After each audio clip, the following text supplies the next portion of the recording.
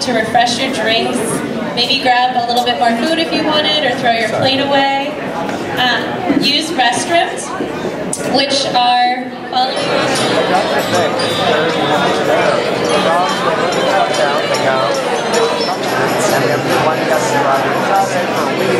we have a long 10-day December.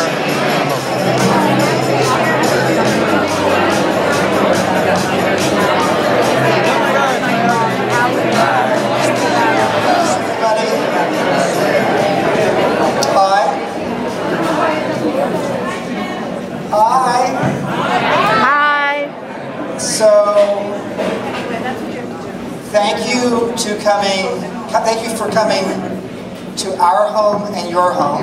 Hello, Peter. You've been here a few times in the last few days.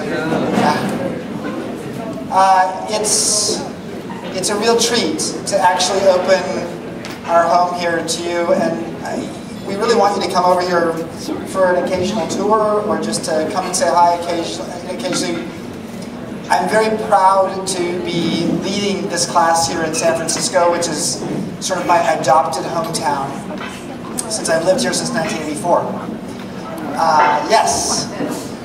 So I'm thrilled. We had to cut off, we had so many people who wanted to come tonight, we had to cut off new admissions tonight. So clearly there's curiosity and a real interest in hospitality. And I just want to say that for me, some of you know me a little bit, hospitality is something that I have been living for almost 30 years. When I started my company here in San Francisco called Joie de Vivre. Not a particularly practical name for a company. Hard to pronounce, hard to spell. Back during the, remember during when we stopped eating French fries in the United States? And we started boycotting, well, we didn't, in San Francisco didn't do this, but other people started boycotting French fries and French companies. I would get these emails from Alabama and Danville. And they would say, "You're the CEO of that Frenchy company, Joie de Vivre, go back to Paris." And I'd say, wait a minute, we're not based in Paris, we're based on Sutter Street here in San Francisco, we're an American company. And they'd write back, San Francisco, question mark, oh, that's worse. So, I appreciate San Francisco's reputation, and I think you probably do too. How many of you were able to watch the live stream of our presentation yesterday, or were here in person? Wow, that's great. So for those of you who haven't watched it, yesterday here at 888 Brannan, we did a product launch where we talked a lot about the new mobile application we have, the mobile app, the community program, the groups program we have, as well as our hospitality program. So if you have a chance to watch it, actually, you've just walked through the atrium to get here, you should have seen the atrium yesterday. I mean, it's a beautiful atrium normally, but yesterday it was like particularly stunning. So I'd suggest watching it. There's a lot to be learned there. But we're going to dive deeper tonight into hospitality moments of truth. And let me start by saying there's a whole collection of people here tonight who are part of the Airbnb team, the crew, our employee team. Many of whom are on our CX team, and they're here to help answer questions. So tonight, we're going to start, I'm going to give you a little psychology lesson to start with. We're going to do some exercises. Then we're going to get into these 5 hospitality moments of truth and the 9 standards. And then we'll have a Q&A. If you have some questions that you want to ask that are much more detailed, definitely don't ask them during the Q&A, especially if they're specific to an issue that's going on right now. But if you guys on the CX team and on the Airbnb employees, if you could raise your hand, oh, they're all in the back. There you go. So there's a lot of them, and there's a lot of us here tonight, and we're here to help solve problems for you, answer questions, etc. But there will be time at the end of the presentation to do some Q&A more broadly. We should be done by 8:30. If we're not done by 8:30, I'll be mad at myself. because I'm tired and I'm losing my voice, and I fly to Los Angeles first thing in the morning to do this with 200 hosts in Los Angeles. But I'm thrilled. For those of you, a couple people have asked me tonight who know that my history was as a founder of a boutique hotel company, growing it to the second largest in the US, and then selling a majority of it 3 years ago, and still having an ownership interest in that company, Joie de Vivre, and some of the hotels. But for me, it's not about whether it's a hotel or whether it's Airbnb. Everybody's sort of setting up this little competition. Chip, so which side are you on? It's about hospitality. It's about treating people well. It's about helping people who are far away from home. And whether it's the choice of a hotel, a luxury hotel, a cheap hotel, or an Airbnb experience, they're all about hospitality. What I love about Airbnb is this is a disruptive innovator, and with so many people around the world now becoming hosts, we have 350,000 hosts around the world in 192 countries. What we're doing in gatherings like this, and I'm going to be going to 15 cities on 5 continents teaching this class, is we are helping the world become a happier and more peaceful place through our hospitality. Yes, yes. 70% of our guests in Airbnb around the world are international travelers. So we're like the United Nations in a hospitality form. So that's really the program for tonight. Any questions before we get started? Because there might be a question about like bathrooms. They're over there. You're welcome to take a break. We will be doing 3 exercises quite early in our time together tonight. So you'll have time to go get some more food, bathroom, or if you think, oh my God, this Chip guy is awful, you can leave too. And nobody will notice. You're not awful. Oh, thank you. Any questions? Okay. All right. So let me start by getting to my favorite subject, beyond hospitality, and that's people. And I believe down to my toes that great hospitality is all about understanding people. I'm sure that makes sense to you. So I want to actually teach, as Professor Conley for a moment, 3 truisms about psychology and humans that I think are very relevant to our role as hosts. So the first one is humans are judging animals. We have a tendency to judge. Who here is not judgmental in any way? Really, you're not? How are you doing that? See, you should be up here instead of me then. So the truth is, in the modern era, the reasons we make judgments as humans is because it's an editing function. We sometimes make judgments because it's a quick way to determine something. And the more modern the world gets, and the more sped up it gets, and the more things we have on our plates, the more we have to make judgments in order to actually determine something quickly. Now, in the context of hosts and guests, that means there are certain moments that our guests are more likely to judge us. And frankly, how many of you are not just an Airbnb host, but you've also been an Airbnb guest? Okay. So when you're a guest looking for a listing, you don't have time to do a whole lot of detailed research on any one listing. In fact, it gets complicated, especially if you're trying to look at multiple listings. So we as humans tend to be judgmental. And that's good or bad. I'm not going to tell you whether it's good or bad. I think sometimes it can be quite bad. But what it means for us is that we need to know that our guests have an invisible report card on their head. And that invisible report card is particularly pronounced during certain times in the host-guest interaction. And tonight I'm going to introduce these 9 standards and these 5 moments of truth. And I believe down to my toes again that these are the 5 most important times when our guests or your guests are most likely to judge you. So that's really an important part of this. So we tend to judge everything. Has anybody here ever been on a blind date? Anybody blind date? How was it? Bad. Really bad, okay. Anybody ever get married or long time hitched due to a blind date?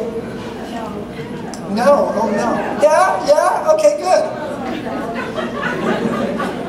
Well, I think of Airbnb being a little bit like a blind date. It is. There's a certain amount of intuition, a certain amount of hunch, and a lot of judgment. And you have to judge early to start saying, oh, is this right or not? So, I'm going to use the blind date metaphor a little bit later, but just know, I think of it like being a blind date. So I want to do an exercise. We're going to do our first exercise already. And it's going to be around judgment. So in terms of these 3 exercises, you're going to pick one other person. And you cannot pick on any of the 3 the person you came with. Or a person you came with. You have to meet somebody else. It's a requirement. So, this first exercise,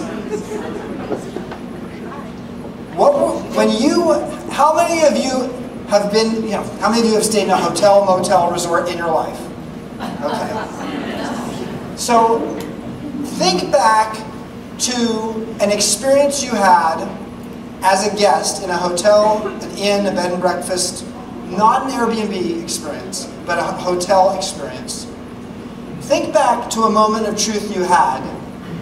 When were you most likely to judge that hotel, resort, bed and breakfast, or inn experience? Pick a partner, and you have a grand total of 2, wait, let me say one last thing. You're going to have 2 minutes, but I want to actually say hello to all the people who are live streaming. We are on a live stream right now with people watching us from all over the world. Now, for you people all over the world, talk to yourself, or if you're with someone and you know them, you can talk to them, that's okay. Because I want you to do the exercise as well. And if you're by yourself, just write down some notes. Again, the question is, when was the moment of truth? And when were you most likely to judge? You have 2 minutes to talk to each other.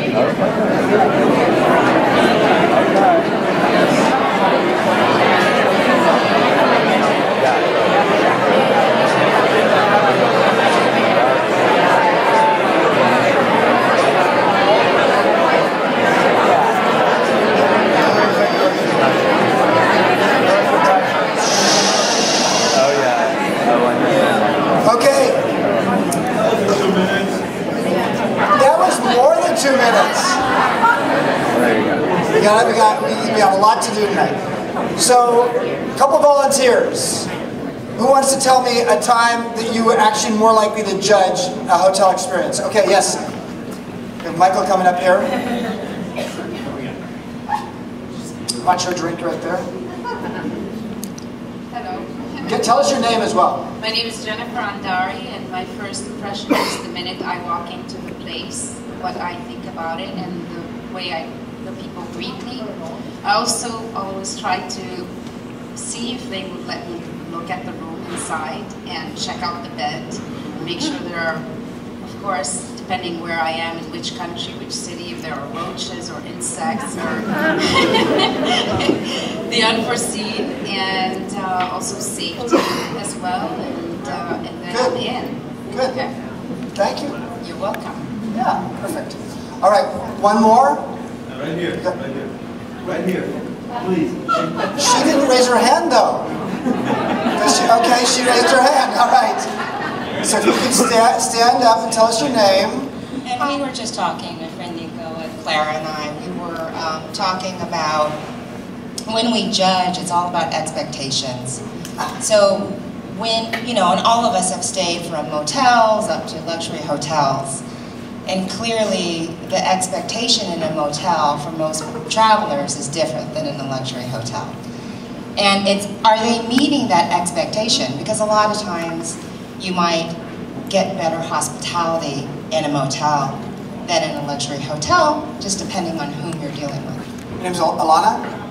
So Alana is so smart and intuitive, she has already taken us to the second truism about humans. That was good, very good, which is, disappointment equals expectations minus reality. Bravo, yes, very good on. And you know, I didn't tell you that, did I? No, so here's the interesting thing. Think back to some time in your life when you were disappointed. Could be anything, could have been today. Which was out of kilter? Were your expectations too high, or was reality too low? It's one or the other. It's an equation. So, how does this relate to the hosting experience?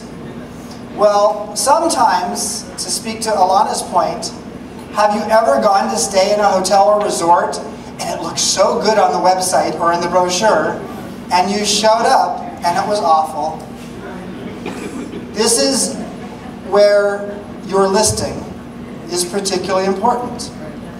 And it's not just important in terms of the quality of the photography. Now, obviously, I think most people here in San Francisco know we offer free photography.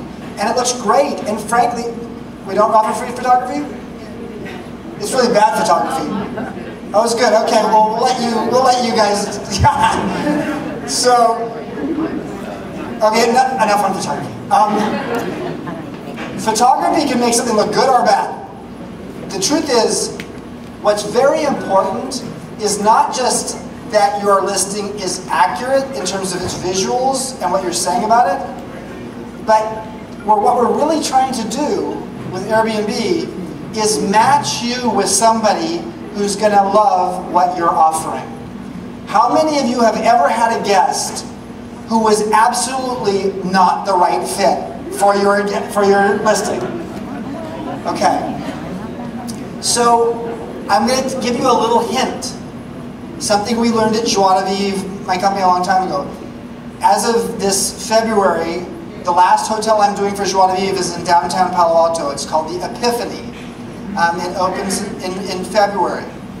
And what I know, 52 hotels later, having created 52 boutique hotels, is what we learned along the way is that if you choose a magazine and 5 adjectives that define the personality of the hotel, and then you create everything in the hotel around that, and you market it focusing on those 5 adjectives, you're going to be more specific and clear with your guests about what you're offering.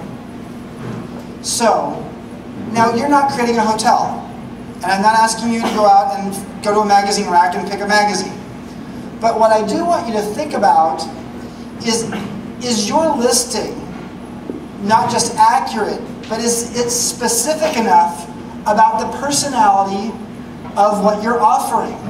Not just the physical space, but the host personality as well. Because a lot of times the person you're going to connect with well is going to be someone who's going to appreciate your personality to some degree. So the exercise I want to do here is the following. If your listing were a magazine, what magazine would it be? You don't have to spend too much time on that. And what 5 adjectives would define your listing? If you have multiple listings, choose just one. And think this through. What 5 adjectives would define the personality of what you're offering? What are some small examples of how these adjectives are represented in the things that differentiate your experience? And finally, how are you communicating this personality in your listing and in your communication with guests? If this is a stumper, this is actually a hard question. Of the 3 questions we're going to do in the 3 exercises, this is the hardest of the 3. Yeah. Because you're going to say, wow, I never thought of my listing that way. I never thought of my listing like a child, or like in a magazine, or someone who has a personality. But the truth is, if you think back, if you've ever been to a boutique hotel, or some kind of experience in a hotel that really, really sang out to you, that you really loved, I promise you that the adjectives you might use to describe that boutique hotel might be aspirational adjectives for how you see yourself. One quick example, 2 examples. The Phoenix Hotel was my first hotel I created here in San Francisco. I don't usually use this example when I'm out of San Francisco. It's a funky motel in the Tenderloin. It's where all the rock and roll bands stayed. And I was 26 years old when I started that damn place.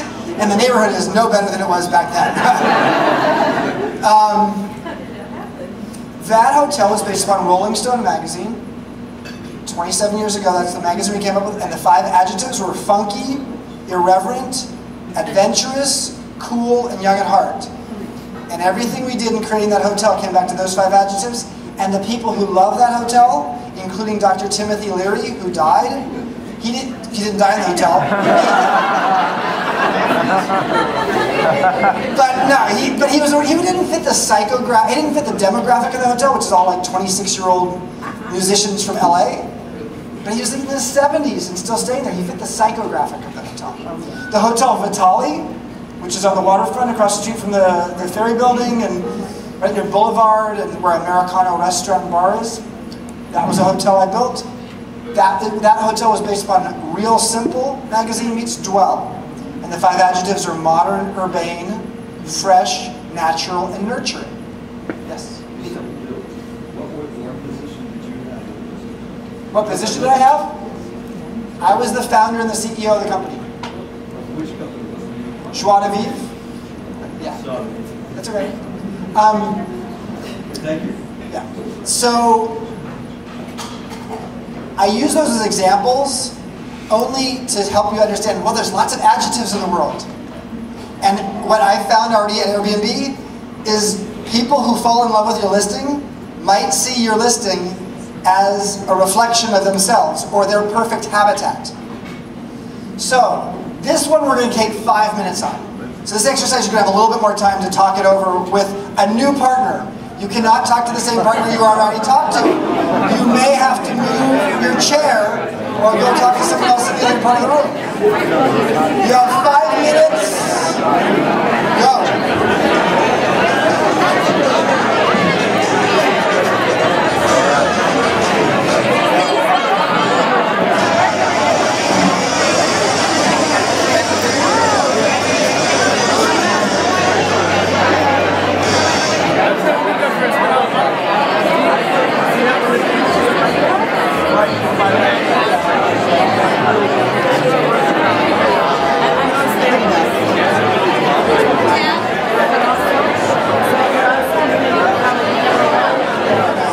There's a hotel that I own in the Presidio Heights, and with all the owners, we got together and spent 3 or 4 hours figuring out the new magazine in 5 words because we're renovating that hotel.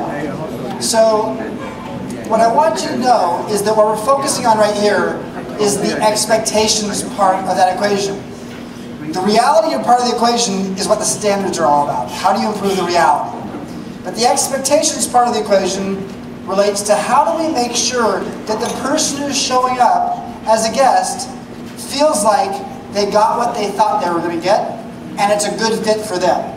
One of the things we're very excited about over the next year or two, and you'll hear more about it in 2014 and beyond, is we're going to figure out better and better ways to match you as a host with the right guest.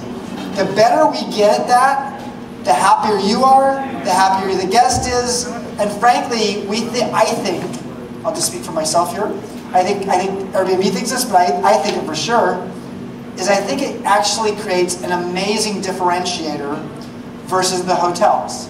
Because the Marriotts and the Hiltons of the world will never be able to create matching. And we do. We have such a diversity of wonderful places of all types, and we have a diversity of people. So the better we get to matching, the happier everybody's going to be. So, 2 volunteers. Who wants? Yeah. Okay, Fran. And I just know Fran. We did not plan this in advance. We went to college together. So, tell us your 5 adjectives. You can tell us your magazine if you want to. And how? Sorry about the magazine. We have a couple of ideas. Okay. Upscale, comfortable/warm, stunning, friendly, Mediterranean. What was that last one? Mediterranean. Mediterranean. Or Southwest. So I was kind of thinking Sunset Magazine, but my friend here thinks not upscale enough. It's up here in Potrero. It's a Mediterranean style. It's really nice.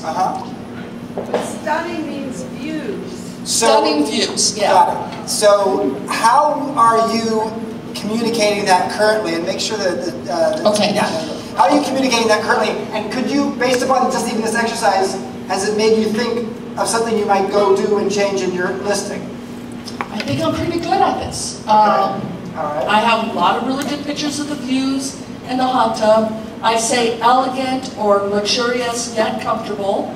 I talk about the friendliness and give people lots of advice. And I use many of these words in it and describe the house pretty well. Right. Perfect. I just don't know the magazine. That's okay. Don't worry about that. All right. Thank you, Fred. One more. Yes, right here.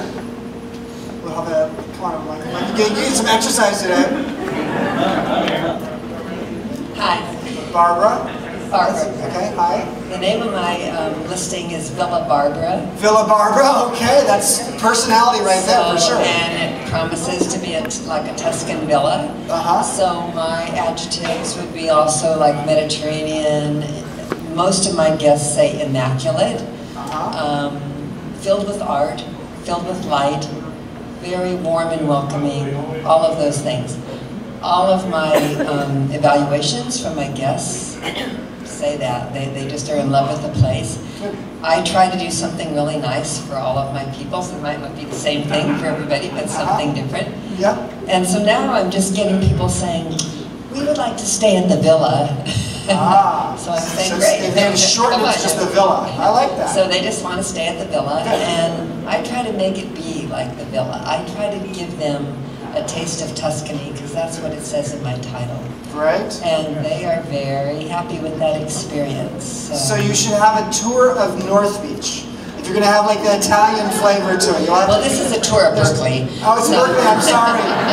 Well, Berkeley has, it's got some Italian influences there too. It's really great, and I'm very close to the campus, so yeah, I get great people. It's Thank you. fabulous. Perfect, perfect. All right. Thank you to both of you, Fran and Laura. If this stumped you, then the question I have for you is, do you have a personality? And your answer is going to be, of course. Well, if you have a personality, your listing has a personality too.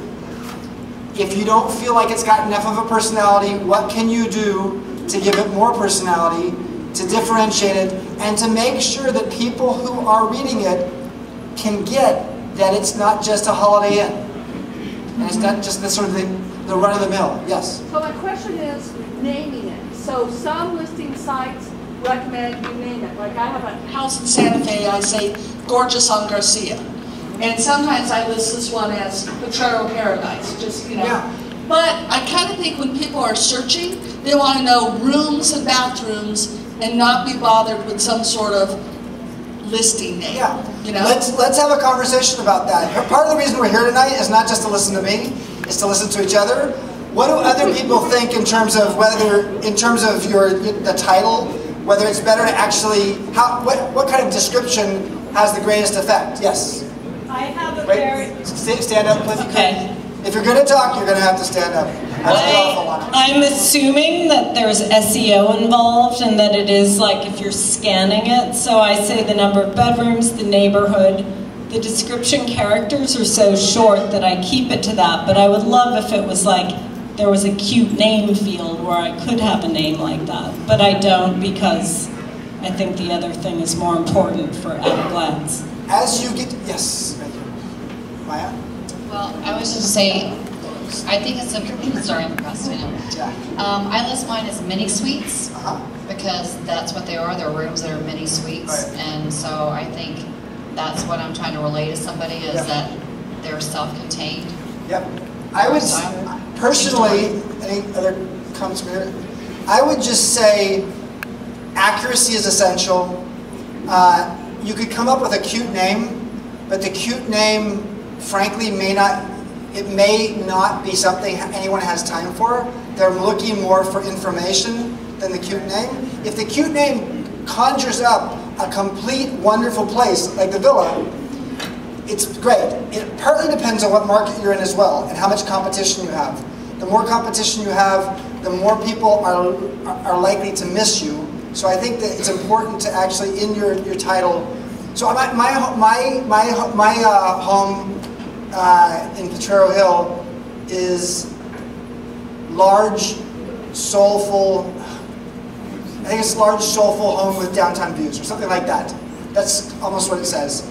And because it is sort of a soulful home, you walk in and there's a little fountain and a pond and a Buddha, and it's not for everyone. And it has downtown views, and it's large, and it's a whole home. So for me, that's what I wanted to actually get across. So we're going to have to move on to the third truism. And the third truism is Abraham Maslow's hierarchy of needs. Oh yes, clap for that guy. So some of you may have never heard of this, but I'm like a Maslow nut.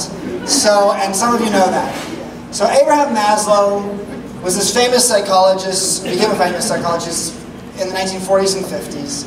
And he was the first well-known psychologist who said, why do we only focus on worst practices in human behavior? Why don't we focus on best practices?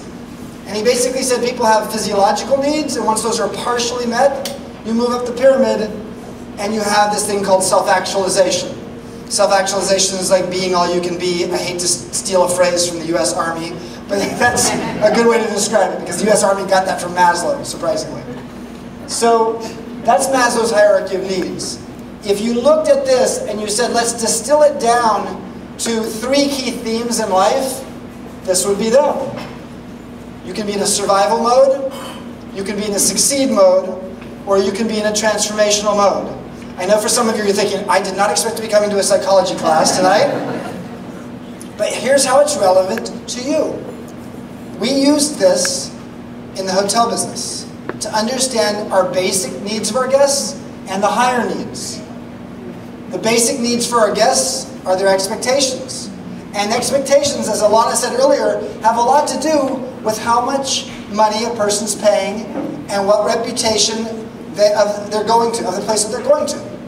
So the more you're paying, the more you expect. Desires are when someone feels successful. When a guest feels successful, they feel like I had not just my expectations met, but I had my desires met. At the top of the pyramid is when a guest got something they didn't ask for and weren't expecting, and maybe even didn't know they wanted. What's an example of that? An example of that is when you have a guest coming to visit you, and you've learned a little bit about this guest, and you know this guest is a health nut.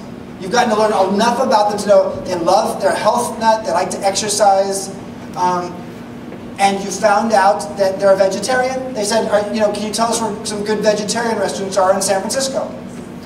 So if you wanted to actually meet their unrecognized needs up here, you would say, I think this person might appreciate knowing where yoga classes are. So when they arrive, or before they come, I'm going to send them something and say, here's where do you like yoga? Here's some places to go to a yoga class within 12 blocks of where you're staying. Or here's some great running routes. You like to run? Here's 3 running routes. You're going to be here for a week. Here's 3 different routes you could go on that would be great.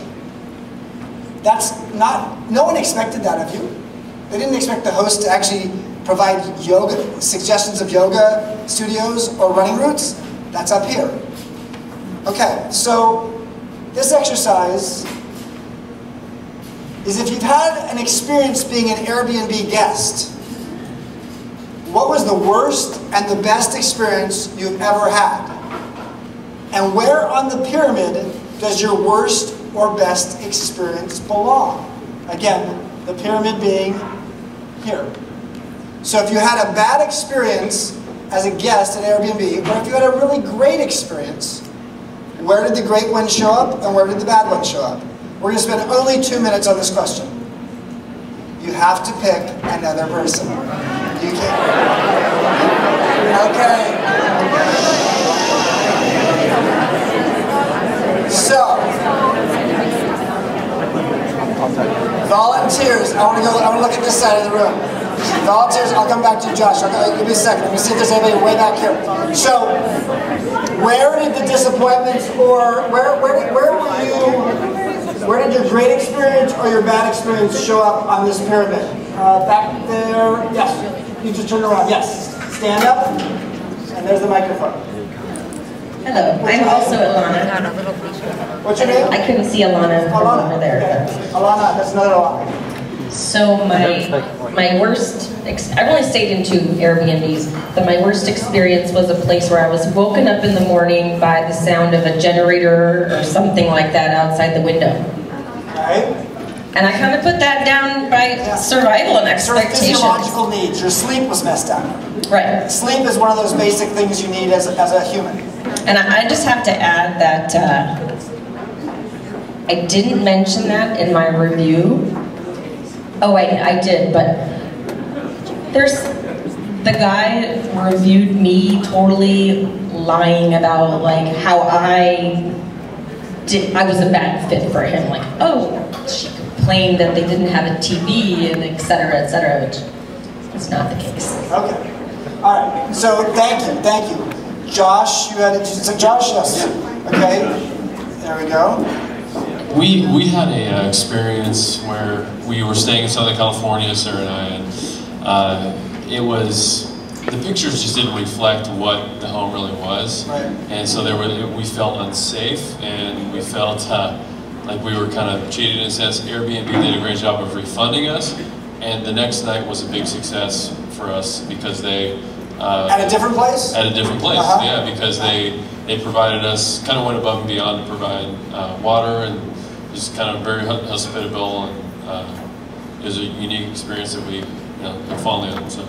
Great. So you said safety. So safety is a basic, second level of Maslow's pyramid. So here's what happens. Just generally speaking, disappointments happen at the bottom of the pyramid.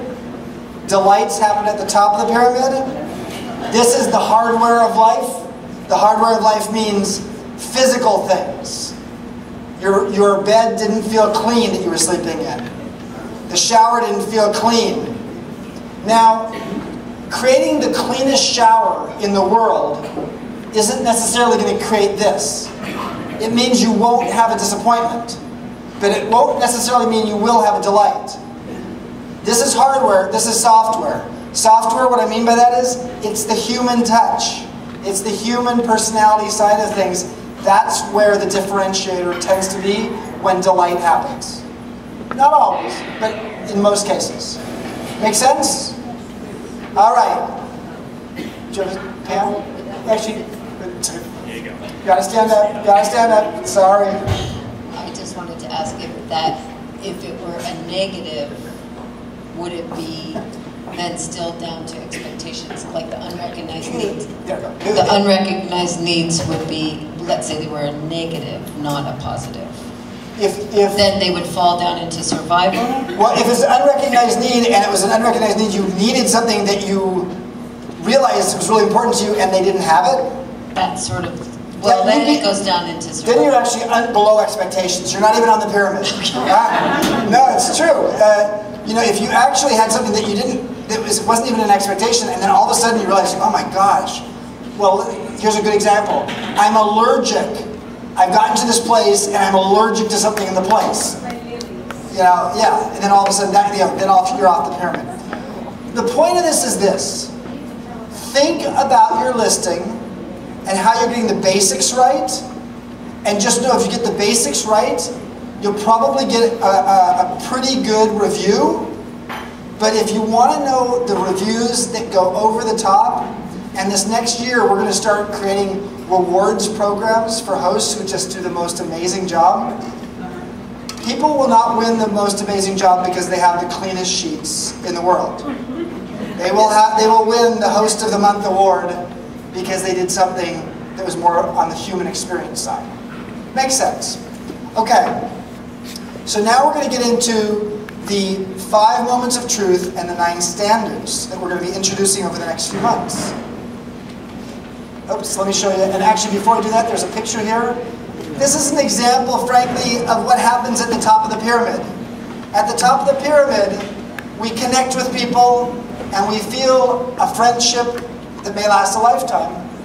And for those who saw the live stream or were here yesterday, I talked about Gertrude who is this wonderful host outside of Salzburg, Austria, and she loves to cook.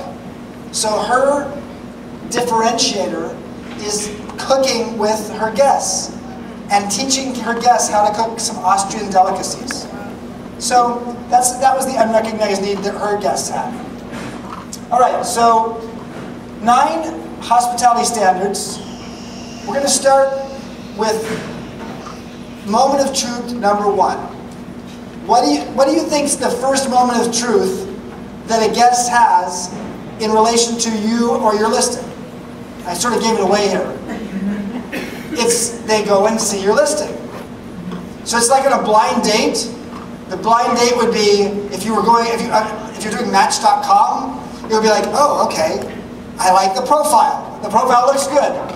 So the art and science of a good listing. Let me tell you a little bit about this. The listing not only describes your place, but also a great listing, but the building and the neighborhood as well, because guests are looking to experience the broader context of where they're going to stay. When you think about a listing you've seen as a guest, what was a listing that completely turned you on or turned you off? What was it about a listing that really excited you or repulsed you? What's that? Physical. Just the physical, the visuals. The visual is the most important. Yeah. That's what you see the first. Okay. And that's why. So absolutely. So pictures are incredibly important, and you can load a lot of pictures on the site. So don't hold back on your photos. What else? Location. Location. Yes. Making sure people understand location. Don't think when you create a listing. Don't think that everybody who's coming to the Airbnb site knows where Dolores Park is. Or where Potrero Hill is. I mean, I'm not saying it's a bad thing to be specific about a neighborhood, but just know that in some cases, that's why mine doesn't say Potrero Hill, it just says downtown views.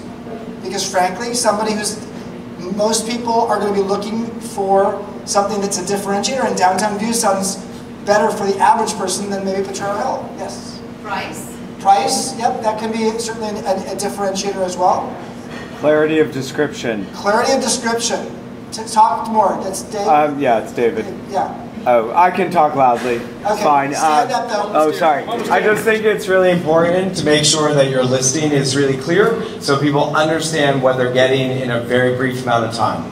I've seen some where you can't even figure out which bedroom you're renting, and that's off-putting. So we go through and make sure that you take basically a verbal tour of our house and you know exactly what you're getting, so when they come, their expectations are met. Absolutely. Let me tell you, I saw a listing that I loved when I was traveling through Europe this summer. I stayed in all kinds of Airbnb listings throughout Europe. And it was somebody who actually said, here are the 3 things, actually it was in the early summer, one of my first places I was staying, here are 3 things about my listing that people love, and here are 2 things about my listing that people don't like. Now, many of you might say, oh, that's stupid.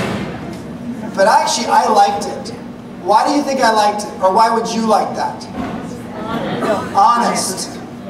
So what happens in the process, remember this is dating, this is blind dating here, and the most important thing in life in a blind date is trust.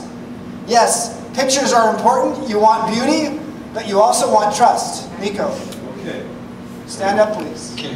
What I want to say is that the trust is so important. Because, man, you get reviews by everyone, which you have arranged, and it's magnificent. And there is not one negative review from nestled in the heart of Napa Valley. I want to honor them. The moment people come in my door... Watch out for the wine. the moment people come in my door, there's food waiting for them, wine, beer, whatever they like. And then, I leave them alone, and I said, hey, this is your place, enjoy. Right. And if you read the review, it's all positive, and you have arranged that. So, well, I didn't, but I mean, Airbnb did. Airbnb did that. Yeah. And it is magnificent. Thank you. And that is just what I want. Accuracy. Thank you. Accuracy is important. And the reason I think that people like that listing that says, here's 3 things that people love, and here's things that people aren't in love with, is it's matching. Someone has said, I want to have people stay with me who are going to appreciate what I offer, and here's the things I can't offer. In this particular case, the 2 things that people had a hard time with is it was on the 4th floor of a building and there was no elevator. So they're very specific and they called it out. Because frankly, I was fine with that. But for some people, they'd say, oh, that's terrible. But for some hosts, they think, I have to hide that fact. Don't. Not a good idea. And I think the other thing that was wrong was, what's the second thing? Oh, it was a place that actually was noisy at 8 or 9 in the morning. I wake up really early. They had a restaurant downstairs and it got noisy about 8 or 9 in the morning. I wake up really early, so that didn't matter to me. But I really appreciate it because I said to that host, I trust you now. And trust is really critical. So that's just one thought. So accuracy is essential. And then availability, it's one of our other standards. How do you like, as a guest, going to a host and making an inquiry about dates and then having them come back and say, like 2 days later, or a day later, oh yeah, those dates aren't available. Well, you just wasted my time. So availability and just making sure that you're keeping your calendar up to date is really essential. All right, make sense? Yes. The problem is I've run into this where it's available, but I've got a couple of other people asking for it. But I'll tell the people it is available, there are some other inquiries. Yeah. But it makes it sound like I'm trying to say, here, you better take it really quick, or I don't know. Listen, if you're being honest, that's perfectly fine. Yeah. But I've had people also get mad saying, well, I figured it was available, but well, somebody took it from under your feet. Well, let me say this, that what we've seen, and I said it yesterday at the presentation, is the faster you respond to an inquiry, the higher your percentage likelihood to get the guest and have the guest feel good about you. The longer you take to respond, I'm not saying you take a long time to respond, but the longer you take to respond, it's rare that we get 2 or 3 inquiries for the exact same days within the same half hour or hour. So if you respond to someone quickly and you start building a relationship, then you usually get to a place of maybe making a decision relatively soon. That's good for you and them because you don't waste your time. Yes? On that same breath, on that same breath, what is your suggestion about immediate booking? Great question, and we're going to spend only a moment on this because there's a lot of different opinions on that one. Some of you don't like it, some of you love it. Personally, it's your choice. I will tell you over time, as more and more of our guests are using our mobile, their smartphone to make their reservations, generally speaking, the research on this is very clear. If they're using a mobile, they want a reservation relatively soon. And so, for more and more people, I think you're going to find over time, are going to be looking to actually book only when they know they can get an immediate booking. Isn't there a differentiation for that between people who listing in which they don't live in, and where maybe it's less important to have a personality match? Yeah. Whereas I personally host in my own house, and it's really important that I have the right person. Absolutely. And I feel on instant booking, I could have people I would not say yes to. That's true. But there are also some filters. There's filters, and what I would suggest for those who actually want to learn a little bit more about instant booking and understand how you can use the filters as a guide to making sure that the kind of people that you would like to have stay with you with instant booking are the kind of people you want. Talk with some of our CX team afterwards, or Laura's right here. Raise your hand, Laura, right there. She's our senior manager of hospitality. That'd be great. I gotta go move on. Unless, yes. So one of the issues for me, as a host, is that I feel like there needs to be a guide for guests so that there's a good match. Because I've had guests who say they're coming at 6 to show up at 10. Right.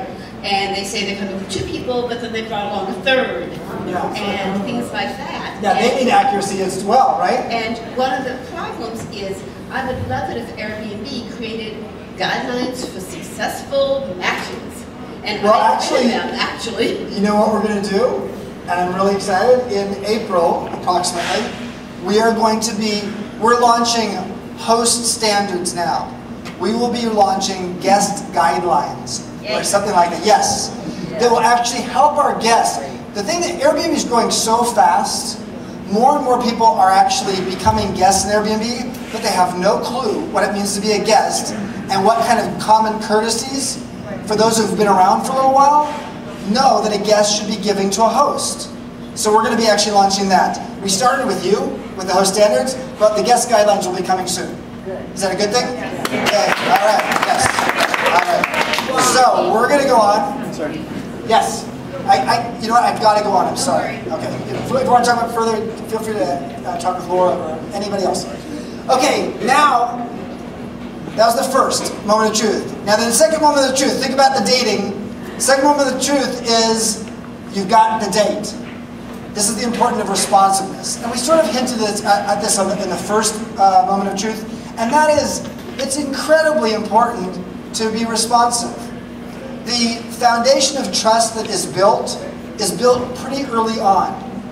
If someone gets back to you, if you're a guest, and a host gets back to you within 30 minutes, 20 minutes, an hour or 2, you have a different perspective of that host than the one who takes 22 hours.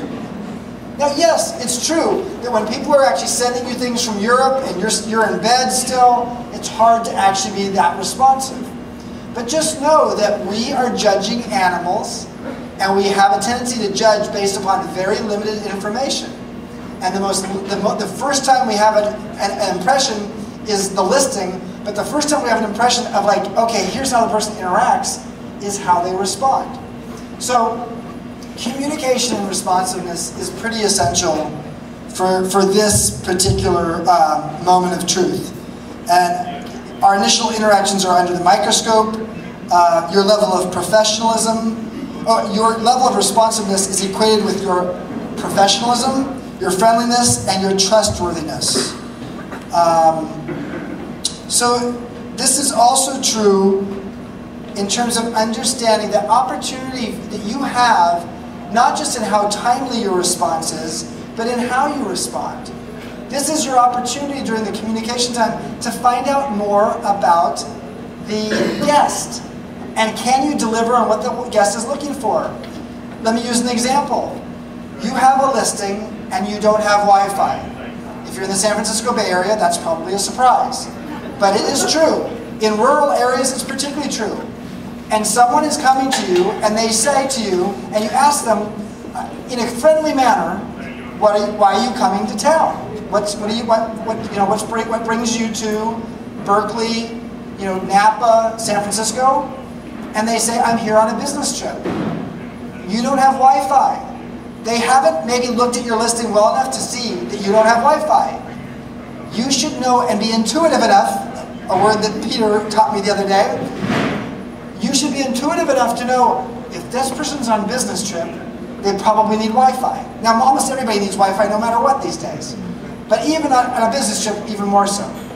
So the opportunity to communicate and respond is not just to sort of do the transaction, do the deal. It's also to make sure that the expectations that the person has who's coming are going to fit with what you can provide. Okay, so that's another thing I wanted to point out. It's also an opportunity to find out if they have kids. If they're going to have kids, do you want kids? Do you want kids of certain ages, etc. So there's lots of things you can find out about that time. I'm going to leave it at that. I'm going to finish on this one and just talk about commitment. This is of all the nine standards, this is one of the ones that people I think probably forget about the most, because the best hosts never have to worry about this. They just don't do it. If you commit to making a reservation, and a guest is expecting to stay with you, we would hope that you would honor that commitment, unless an extreme emergency happens. In which case, we hope you will help that guest find another listing that actually is somewhat comparable. You don't have to do it. It's not a requirement of a host. But we want to make sure that our hosts are not cavalier in their reservations. I don't know if anybody here, it's happened to me. I was 2 days before I was going to go stay in a place, and all of a sudden I get canceled at a time when a city's really busy. What do you do? And so, has anybody had that experience as a guest? How did it feel?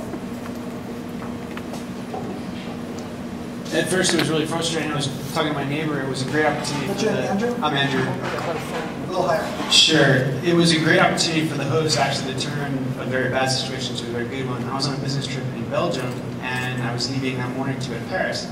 And he let me know your room is flooded. And at first, my heart sank, and I thought, great, I have 1 weekend to relax, and I don't have a room. But he made it right. He gave me 3 options. He said, I can try to find another hotel, I can refund you, or I can try to find another space. And he found a friend and found a space for me, and it was lovely. It wasn't quite the room that I was expecting, but it was a very comfortable stay. And That's great. It turned out very well. Now I have a friend that actually recommended another friend stay there, and 2 weeks later he had another listing. See, there you go. See, that's gosh, I want to can we interview you later? That's a perfect story. Thank you. That's great.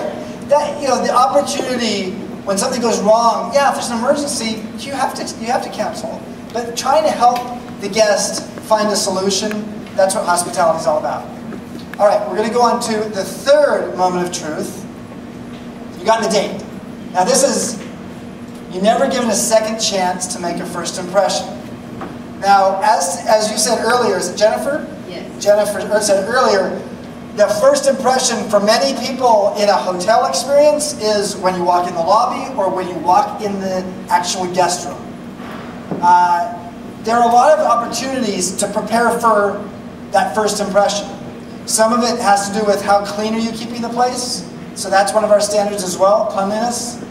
Amenities, what kind of amenities do you offer? And the welcome. Let me tell you something we did in the boutique hotel business that I think you could do. And there's a host now in New York who's doing this, and she took pictures of her place, and I love it. So I told her this story when I was in New York this summer doing the same class, and now she's doing it. What we learned was that people make that judgment very quickly. And in a hotel environment, it's the lobby. And usually in a listing, it's actually, it could be the neighborhood, but sometimes it's actually just like coming into the home or the apartment. So in the first 5 minutes, when a person arrives, positively stimulate their 5 senses. And do it using your 5 adjectives. 5, 5, 5. So in the first 5 minutes a person arrives, stimulate their 5 senses, and when you're stimulating their 5 senses, think about doing it with those 5 adjectives you were thinking of earlier. So, at a Joie de Vivre hotel, that means that we would have a hotel that has 5 adjectives.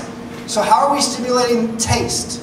Well, maybe if it's a, I don't know, depending on the hotel, if it's a really healthy hotel, maybe the taste is there's a bunch of apples on the front desk and people could just take an apple.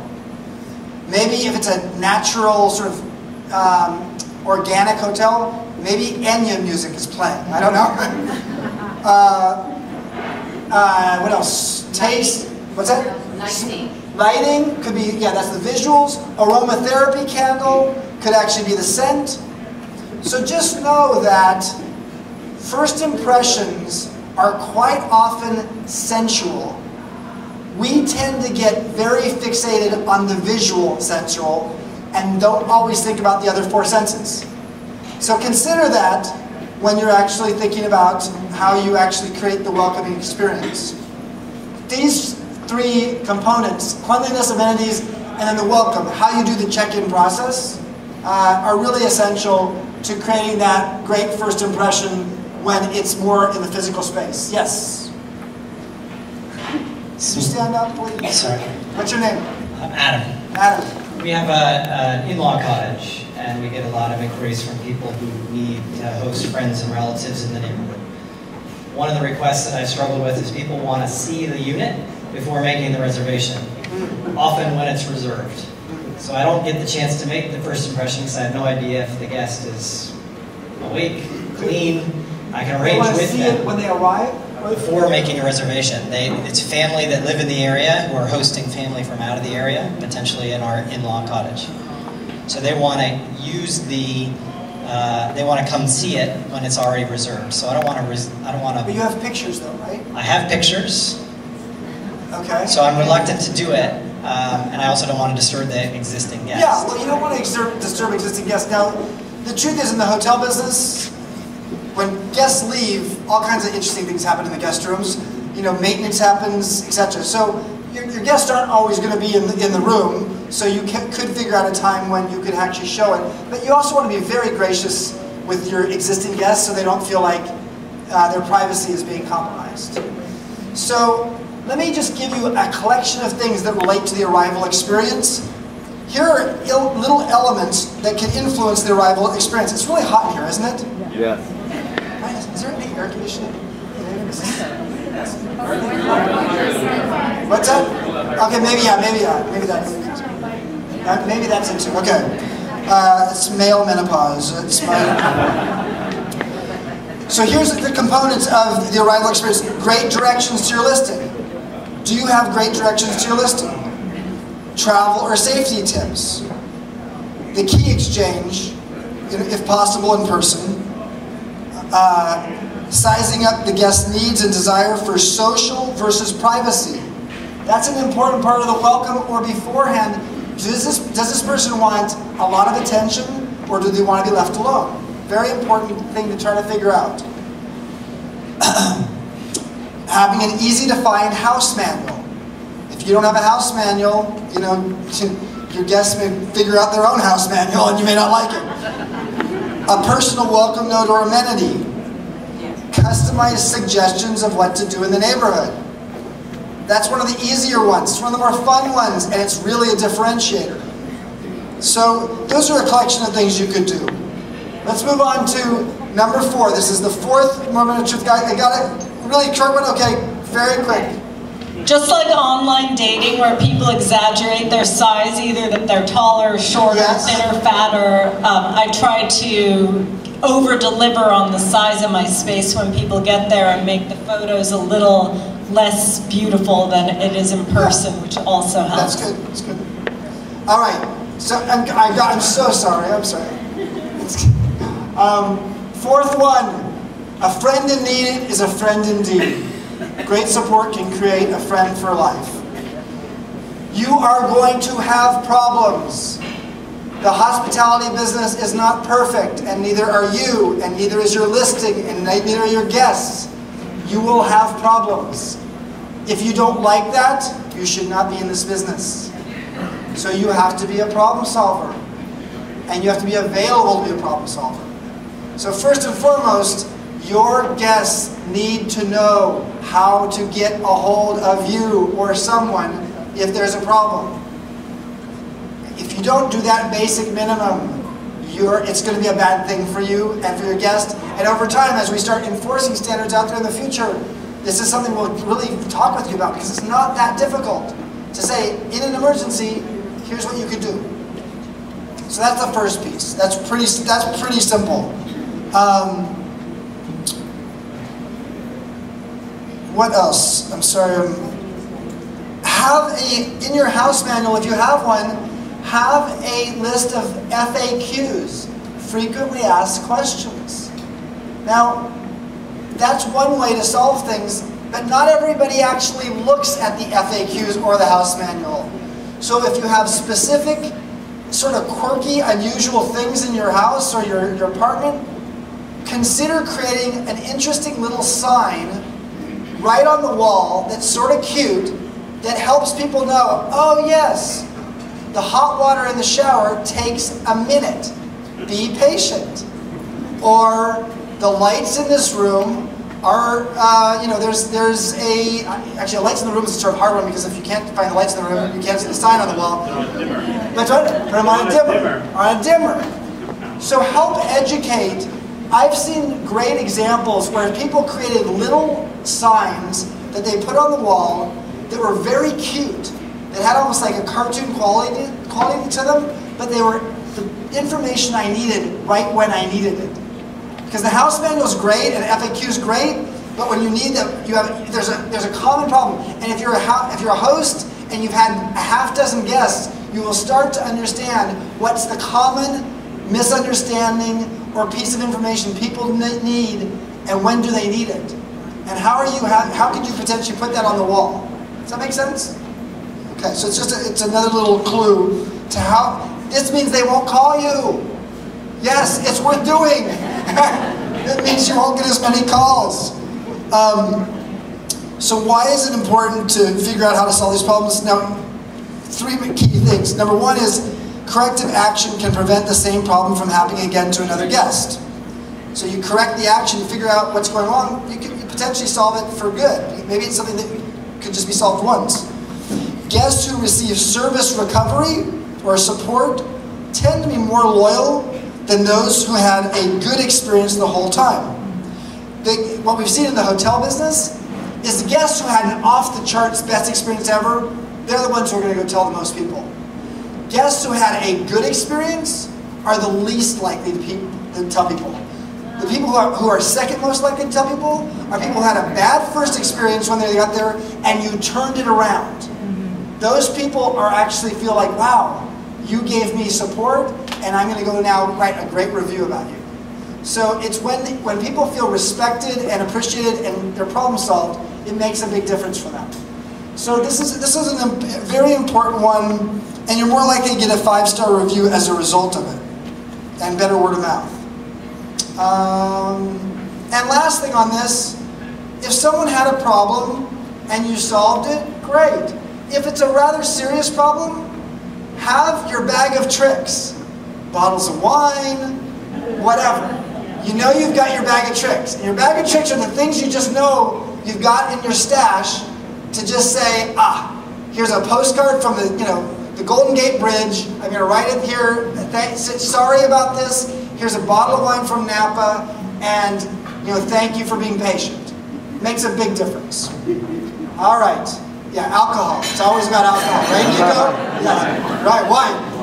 Okay.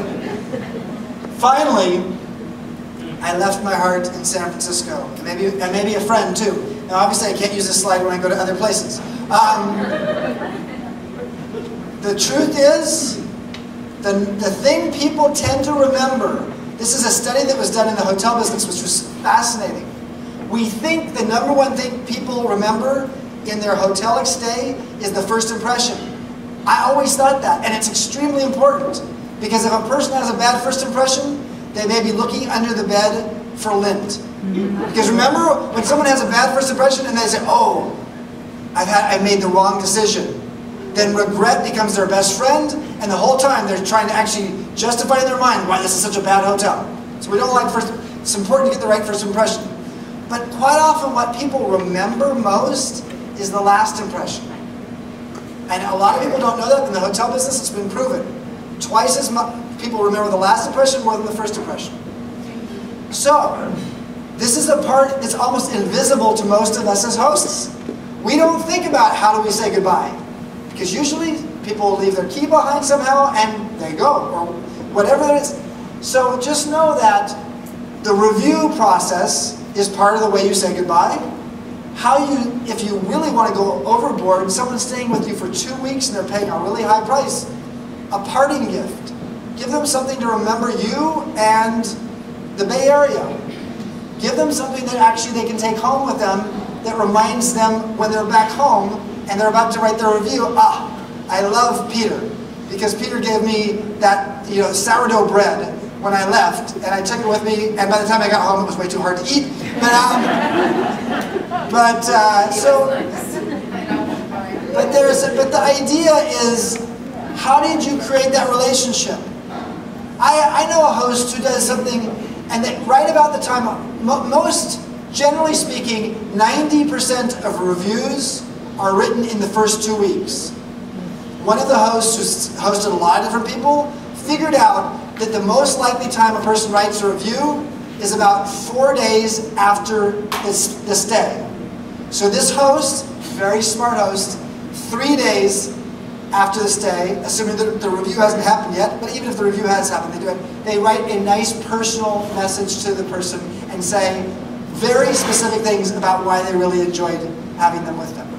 Not as their review, but as a personal note to the guest. And guess what? That person always gets 5-star reviews. So it's just a thought. So it's really important to just try to create good, happy endings for, and including, can you call a taxi? If someone's, or an Uber or whatever, for a guest to go to the airport? What are some things you can do to help their process of going to the next place be a little easier? All right, there's one last standard. We've gotten 9, that was 9, and there's only 9 standards. This standard is not a standard, but it's the ultimate differentiator that makes a difference. It's personality. Personality, your personality, who you are, and your neighborhood personality. At the end of the day, that's what's at the peak of the pyramid most, but be a hero. And the reason you have that is, frankly, things do go wrong. And people have experiences.